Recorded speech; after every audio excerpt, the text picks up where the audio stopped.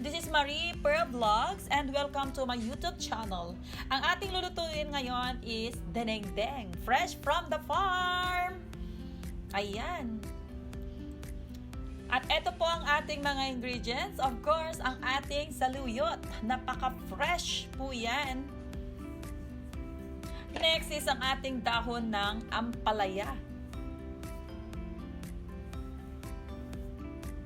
Another is yung dahon ng malunggay. Ayan, scattered everywhere po yan, guys. And of course, ang magic sarap, optional, and ating bagoong. Ito po ang procedures, guys, kung paano magluto ng ating denengdeng. Magpakulo po tayo ng konting tubig. At pag nakulo na po siya, pwede na nating i-drop ang ating bagoong. Tansya-tansya na lang po, guys. Ang denengdeng ay hindi sa maging denengdeng, syempre, kung walang bagoong. Okay, napakasimple lang yung steps ng paano magluto ng ating denengdeng ngayon, guys. Pag kumulo na, pwede na natin i-drop ang ating saluyot.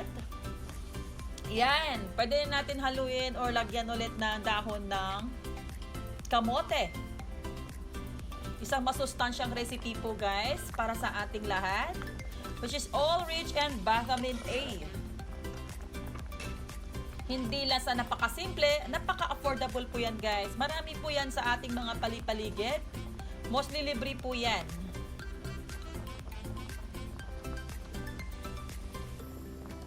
Ayan. Pag kumulo na, pwede na natin ilagay ang ating next na ingredient, which is yung dahon ng ampalaya.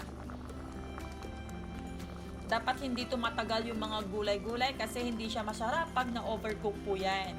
Kaya yan, nilagay natin agad-agad ang ating dahon ng malunggay. Pag kumulo na po yan, guys, pwede na natin hanguin. Kasi masarap talagang ulamin ang bagong lutong denengdeng. Yan, sa mga Ilocano. Masarap ang denengdeng. Best serve po yan pag bagong luto, promise. And napakadali, napakasimple. Wala kang magagasto yan. Diba? Bukod sa napaka-healthy pa. There you go, guys. Yan, pwede nang hanguin po. Alright, tinanaypay na natin ang ating apoy. Hanguin na natin ang ating denengdeng.